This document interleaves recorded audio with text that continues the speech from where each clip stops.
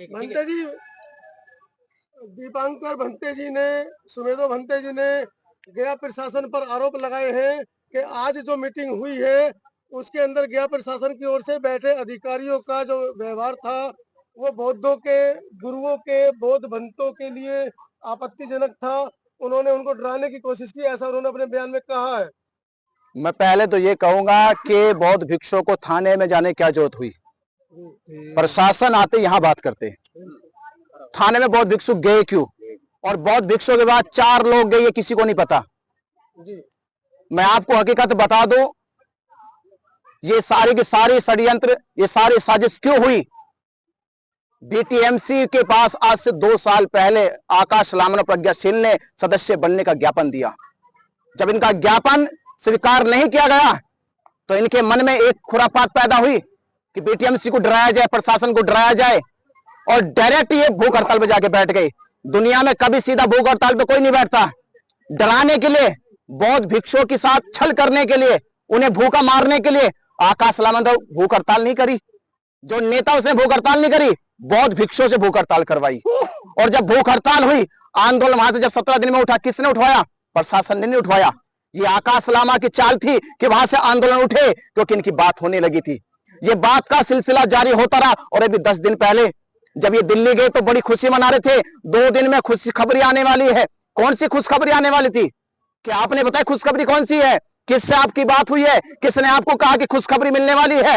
ये किसने कहा आपको? और आप यहाँ ढिंडोरा पीट रहे खुशखबरी आने वाली है। जब दिल्ली गए और दिल्ली जाने के बाद हमने खबर पहुंचवा दी कि आकाश लामा जिम्मेदार नहीं, केवल इसमें देश का हर बौद्ध भिक्षु जिम्मेदार है, देश का हर एक बौद्ध समाज जिम्मेदार है। उन्होंने कहा था फिर आकाश लामा के नाम पे फैसला नहीं लेंगे, ये मुंह से अपना उतार के वापिस आए।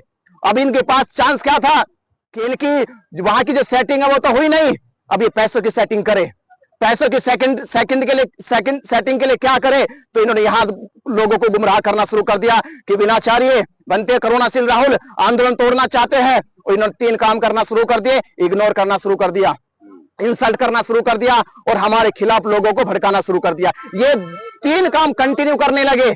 आपने देखा, पूरे धरने ने देखा, मीडिया ने देखा, आंदोलन टूट ना जाए, समाज की भावना को हाथ पहुंचना जाए, हमने चुपचाप अपने आप को अलग कर लिया। आपने देखा, आपने अलग कर लिया। बिल्कुल, जब हमने अलग कर लिया अपने आप को तो आपने देखा नतीजा क्या हुआ। 2 दिन में नतीजा क्या हुआ? 2 दिन में नतीजा क्या हुआ? नतीजा 2 दिन में क्या हुआ कि आज आकाश लामा ने मीडिया के सामने के क्या कहा? क्या कहा कि हम धरना को पोस्टपोन कर रहे, स्थगित कर रहे, आंदोलन को स्थगित कर रहे। क्या ये बौद्ध भिक्षुओं को बलि चढ़ाना था? क्या देश के बौद्धों को बलि चढ़ाना था? क्या देश के लोगों की जो नाम पे जो करोड़ों रुपए लिएगा, क्या उसकी बलि चढ़ाना था? मैं आपसे कह सकता हूं जिम्मेदार होने के नाते, आपने देखा मीडिया बंधुओं ने कि आज सुबह ही पूरे धरना स्थल को हमने पंडाल में तब्दील करने के लिए सामान गिरवाया था। हमें जिम्मेदारी थी कि देश भर से बौद्ध समाज आ रहा है, बौद्ध भिक्षु आ रहे हैं, उनके रुकने की, उनके खाने की व्यवस्था करनी है। आपने देखे साजिश करके प्रशासन के साथ मिलके धरने को उठाने के, धरने स्थगित करने की साजिश रची गई, और जो लोगों की व्यवस्था के लिए टेंट लगाया जाता उसको उठाया गया। आपने देखा, पर हम जिम्मेदारी आज भी ले रहे हैं कि 12 तारीख बुद्ध पूर्णिमा हमारे लिए गर्व का है, पर्व का है। वो उस पर्व को मनाएंगे, देश के साथ मनाएंगे। और रही बात हमें प्रशासन की, प्रशासन के साथ हम कोऑपरेट करेंगे, हम उनसे ये कोऑपरेट करेंगे कि वो हमारा साथ दे। हम बौद्ध है, हम बौद्ध है, अपनी पीड़ा को लेकर यहाँ बैठे हैं, 87 दिन हो गए हैं, हमें 3 दिन की मोहलत और दे।